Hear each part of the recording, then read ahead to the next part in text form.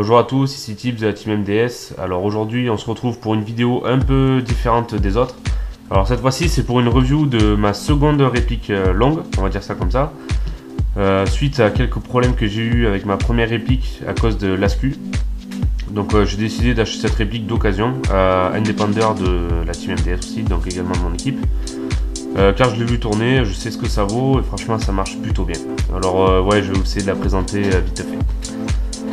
Alors sur l'arrière c'est une crosse D-Boys, je l'ai acheté à part, c'est une crosse d'occasion donc c'est pas celle de la réplique, d'ailleurs ça se voit la couleur n'est pas la même. Ensuite c'est un Neotech que j'ai acheté pour allez, 20 $, il y a 2 ans, ça fait 2 ans que je l'ai acheté en Amérique, franchement ça marche top du top.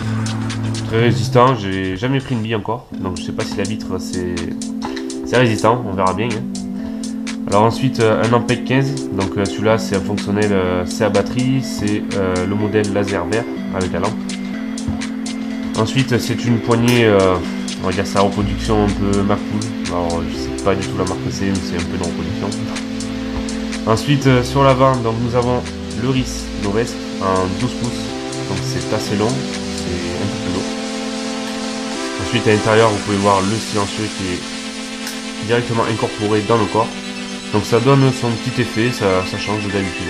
Moi j'aime bien, franchement c'est pas trop mal, ça va. Bon, on va passer à l'intérieur maintenant, côté gearbox, côté canon. Alors côté canon c'est un Modify hybride, 363 mm de 6,03 de diamètre. Donc c'est un bon canon, franchement c'est un bon compromis. Précision portée ça marche bien, bon il y a toujours mieux, il y a 601 PDI mais bon j'ai pas trop les moyens en ce moment. Voilà. Ensuite c'est un joint Prometheus violet. Avec un bloc hop-up King Arm. Les trois soucis, franchement, ça marche bien. Je dois taper autour de 65-70 mètres. Sans trop abuser, je pense que ouais, 70 mètres sont portée utile. Après, précision, ouais, 50-55 mètres quand même. Ensuite, niveau chargeur, alors c'est du D-Boys, donc compatible D-Boys. C'est pas le top, c'est vraiment des chargeurs pourris, on va dire comme il est, c'est vraiment des chargeurs pourraves, c'est du chinois, on va dire ça comme ça. Comparé à mes VSC que j'ai sur mon autre réplique, c'est le jour et la nuit. Bon, je suis obligé de faire comme ça. Donc comme vous l'avez compris, c'est une réplique D-Boys, comme je l'ai dit tout à l'heure. Donc la gearbox est une D-Boy, mais entièrement modifiée. Alors dessus, j'ai un Spring Guide SHS. Avec un ressort 110 Modified, donc je tape 370, 380 fps. Donc pour ceux qui se disent ouais le CQB c'est trop, c'est beaucoup trop puissant, la puissance est 350 et encore on aurait des jouer en dessous. Alors je vous arrête de suite, je tire pas en dessous de 15-20 mètres. Vraiment de ce côté là je n'ai jamais fait d'erreur, moi j'en ai dit, j'ai des amis. De ce côté là ouais j'ai jamais fait mal à quelqu'un avec ma réplique, voilà. Donc si un jour ça arrive, si j'arrive vraiment à baisser quelqu'un gravement, les amis, si j'arrive à baisser quelqu'un gravement, à mon avis, je pense que là, ouais, je passerai sur beaucoup plus bas, mais pour l'instant, c'est jamais arrivé en dessous de 20 mètres. Ensuite, c'est un piston 15 dents ou 14 dents, je sais plus trop, c'est un SHS aussi, nozzle SHS, tête de cylindre SHS. Alors les engrenages, c'est du 13.1 en ratio, donc c'est des engrenages SHS. Ensuite dessus j'ai un ASCU Gen 3+. Non c'est le Gen 3, c'est pas le 3+, celui-là. C'est le Gen 3. Alors j'ai eu beaucoup de problèmes comparé à l'autre réplique, mais apparemment pour l'instant ça tourne bien. La taper plate, il me semble que c'est le D-Boys d'origine, même si on doit le changer, je crois que c'est d'origine. D'ailleurs mon sélecteur, le semi ne marche pas à cause de ça justement. Donc en moto je la programme pour mettre que du semi. Je vous montrerai ça dans une autre vidéo sur mon autre réplique. Voilà, à l'intérieur je pense rien avoir oublié. Ensuite niveau moteur, donc c'est un moteur Camps & Strong. Alors oui, ils ne se font plus malheureusement, donc j'ai peut-être un des derniers exemplaires, qui sait.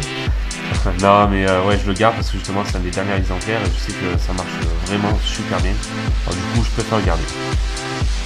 Ensuite en batterie, de la 11.1 Nippo, ça, normal. Hein. Voilà, il n'y a pas d'autre batterie, il y a peut-être le 14.8, mais bon à mon avis. Je pense pas que l'intérieur ça tiendrait longtemps, mais bon, on va rester comme ça. Donc voilà, maintenant on va passer au test de tir. Alors par contre, sans bille et sans chargeur, c'est juste pour vous montrer la réactivité de cette réplique. Donc voilà, et vous expliquer aussi le fonctionnement de l'ASCU. Donc l'ASCU, alors lui, il permet de, comment dire, expliquer ça, que les engrenages fassent vraiment un tour complet. pas la moitié, le trois quarts, c'est vraiment un tour complet.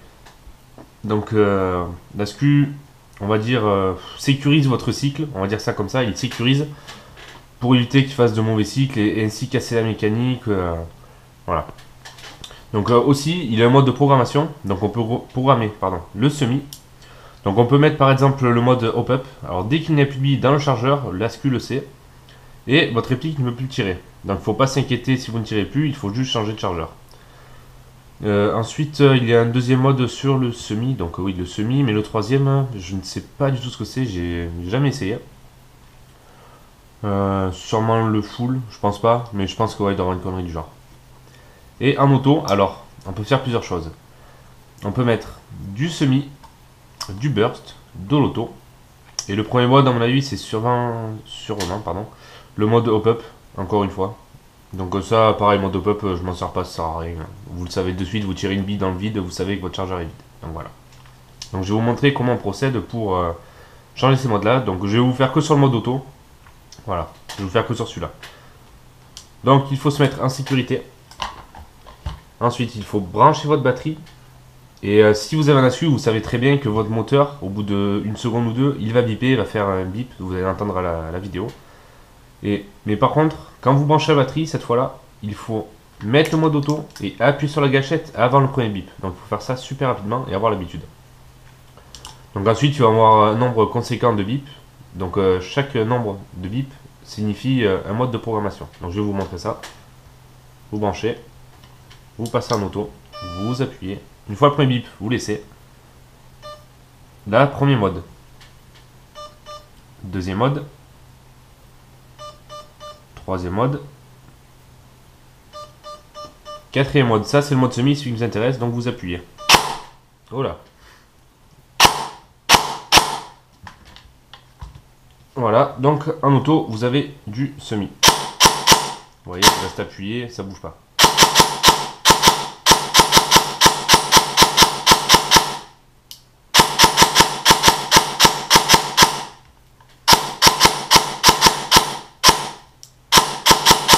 Voilà. Vous rebasculez. Ensuite, il y a le mode burst. Donc, ouais, voilà. Donc, il faut débrancher la batterie chaque fois que vous voulez changer de mode. Vous rebranchez, rebelote, vous restez appuyé. Premier bip, premier mode. Deuxième bip. Cette fois-ci, c'est le troisième. Donc là, je crois que c'est le mode burst. Voilà.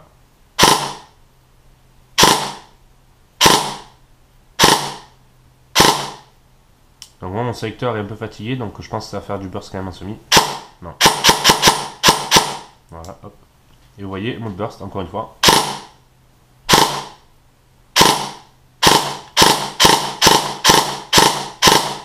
Voilà.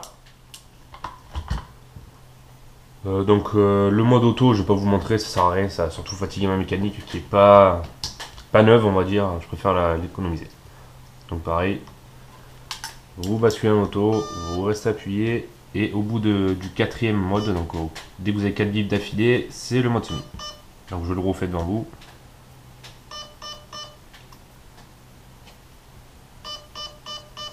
Vous rappuyez, et c'est du semi.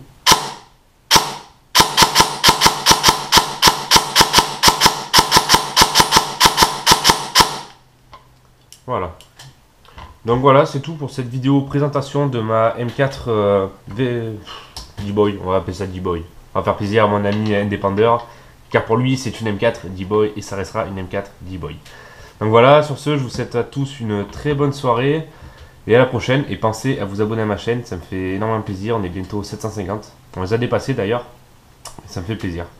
Donc à savoir, je vais ouvrir une chaîne gaming, donc à savoir sur Xbox One, pardon. Exclusivement sur Call of Duty Ghost pour l'instant, je pense. Après on verra par la suite, mais voilà, c'est une chaîne gaming qui va s'ouvrir. Donc sûrement des modes compétition, des délires entre abonnés, on va dire ça comme ça, plein de conneries. Donc voilà, je vous passerai le lien de la chaîne, ce sera une deuxième chaîne. Je vais pas faire sur celui-là pour vous embêter vous, si ça ne vous intéresse pas. Je préfère faire une deuxième chaîne. Donc ouais, le lien sera sur ma page Facebook ou sur mon compte perso, enfin vous le verrez, vous verrez. Avec la pub, vous le verrez, c'est sûr et certain. Bon bref, sur ce, bonne soirée à vous et à la prochaine. Tchuss.